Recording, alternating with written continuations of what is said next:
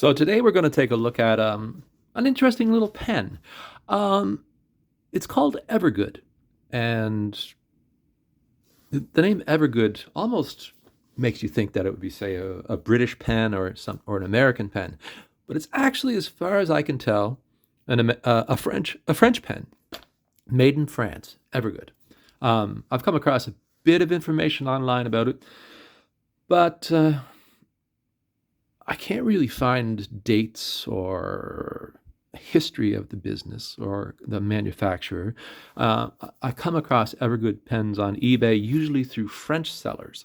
The Fountain Pen Network, I've come across a few forums talking about it, and they always mention that it's a French pen. And on eBay, you see it listed as a French pen. And it's an interesting pen, and it's kind of a classic. And I'll show you why I'm going to say this is kind of a classic in a minute. So I'm going to go out on a limb. There's no number, there's no name to this pen other than Evergood. It says so on the clip here. There's no identification for the what this line is like in that brand. There's no numbers, but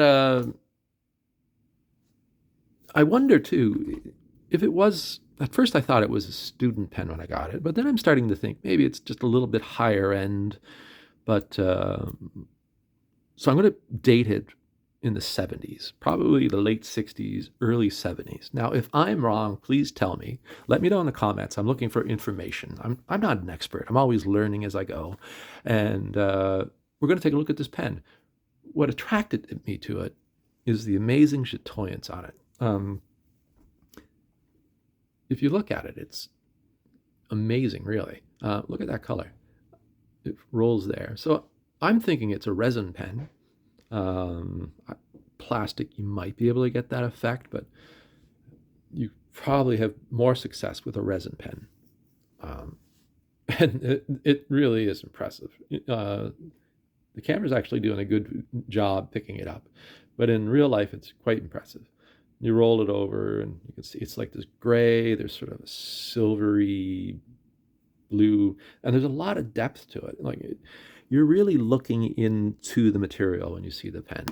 Now, the clip is in good shape, and there's a little cap band right here, and I'm guessing those are gold plated, maybe gold filled. It doesn't say gold filled or anything on it, but they're in very good shape, so they don't seem to have worn out very well.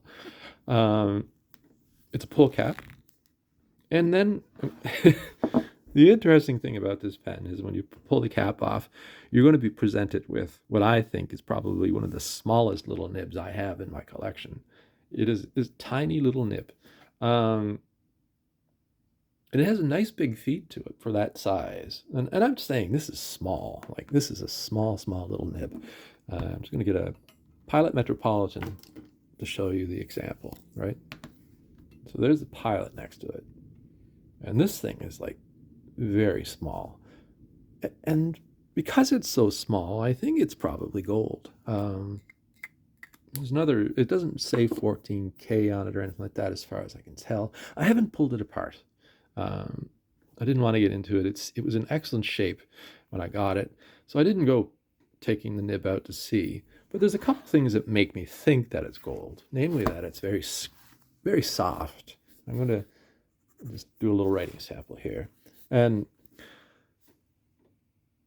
it's probably a medium when I write. It's not a fine. It's a very small. If it's a fine, it's a Western fine, which is broader, say, than a Japanese fine or something like that. But so we're just going to do a little writing sample. Quick brown fox.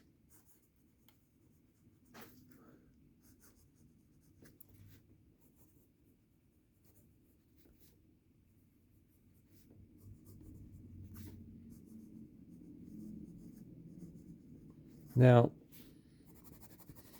there was 2 issues with this pen. It tended to dry out. And then I put Waterman's Serenity Blue in it, and I've had it in there for about a week, and I've been writing with it, and it hasn't hard started. it does a little, but it almost immediately starts writing. The other issue is it railroads on the downstroke, which make it the it's not flexible, and the feed doesn't keep up, but it's a very soft nib, so probably 14K. I could be wrong. If you know, let me know. Okay. Um, the interesting thing about this pen is actually when I'm writing with it, it does feel very wet. Uh, this is Waterman Serenity Blue, and as you can see, puts down a lot of ink. And before I've had a few different inks in it, I leave it for a day or two, it would hard start. You'd have to get it going, and it would write fairly well. Waterman, I'm a fan now because this has been working far better with the Waterman in it. It has a couple of interesting features I'm going to talk about in a few minutes, but right now what it's in it is a cartridge, and this is one of the funny little manufacturing quirks of this pen, is that when you're unscrewing the barrel and section, you're like sitting here, time passes, time passes, time passes, I'm getting older, and eventually look at the threads. It just goes on and on. And there it is. So it came with a cartridge. I haven't tried a converter with it. I think I probably did try a converter when I first got it. It didn't fit. It has a cartridge that came with it. I should get a converter. This says Japan on it. So it's probably from, say, like a Pilot or something like that. So it'd probably use a standard international or a Pilot converter. I'll have to check that, actually. But it's fascinating that this screw section here goes on and on and on and on. It's quite funny. So I filled that up. I cleaned out the cartridge, filled it up with Serenity Blue, and it's working much better. I actually will go get a converter for this. I haven't actually used it a lot because of in the past I really liked the pen. It looks beautiful. But if you left it for a couple of days, it would be a dry start.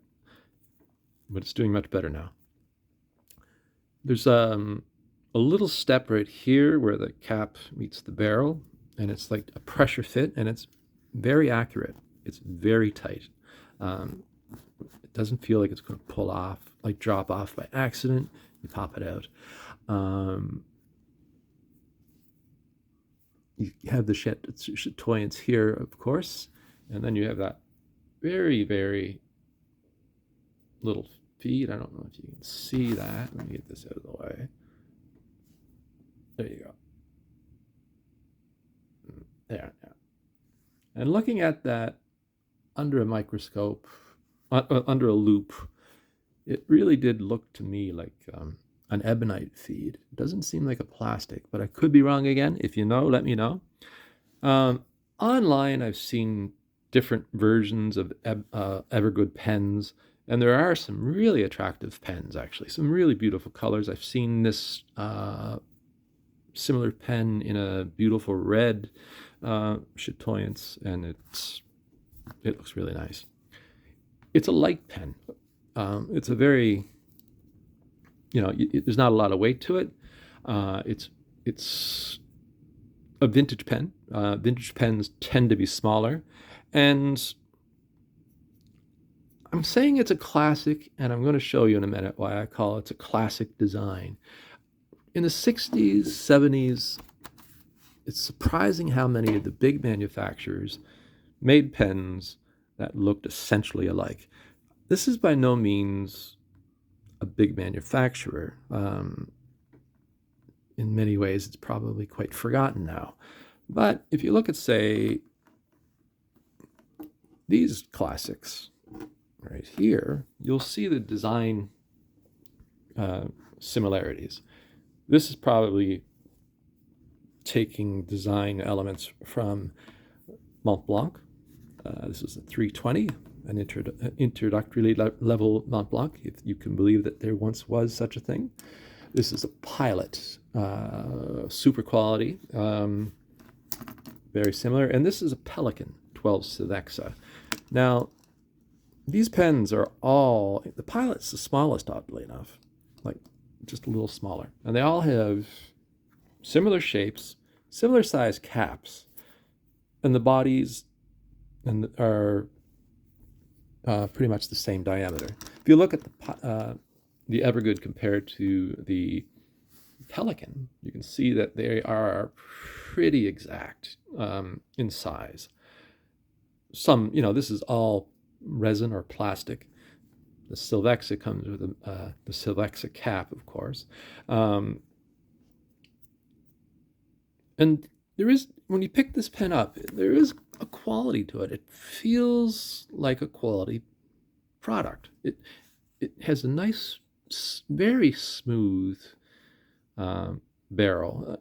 You don't feel any little ridges, say, from a manufacturer. You don't feel like it was hastily done.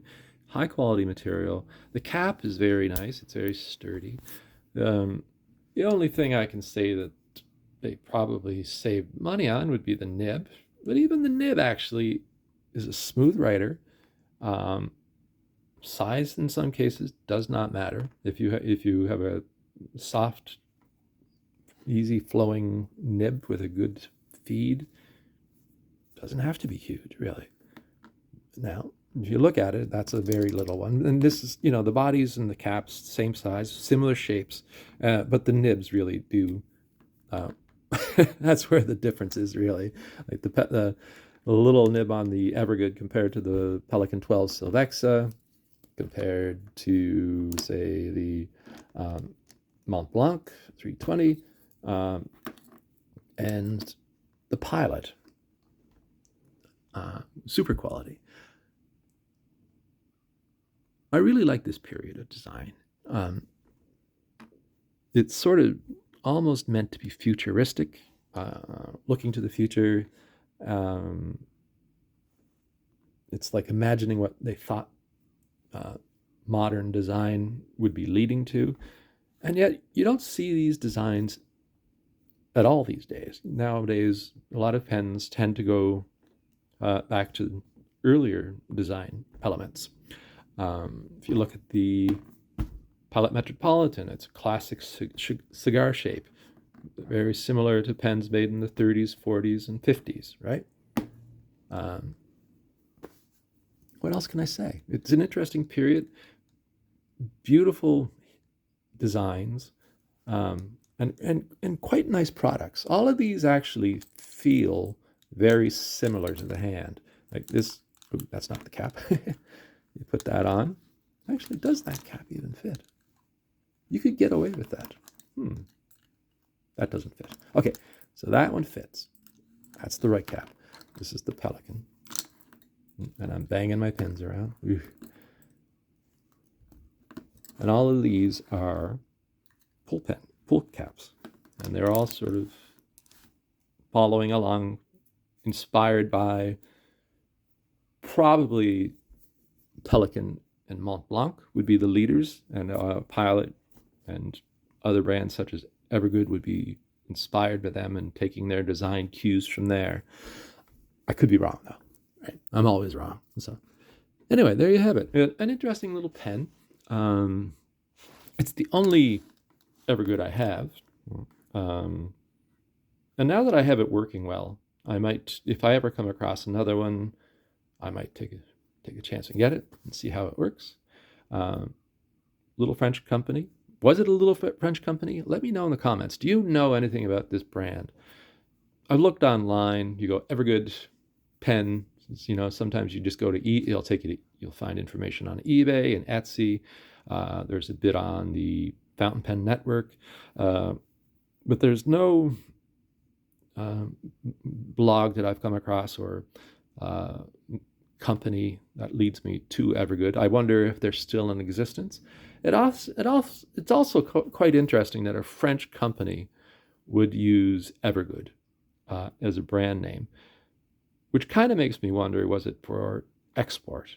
Was there another company, a mother company making pens, but they had another line of pens called Evergood? I don't know. That's one of the interesting things. Let me know in the comments. I really am looking for information. But do you have any Evergoods? Let me know. But I'll say this: the Waterman Serenity Blue really helped this pen.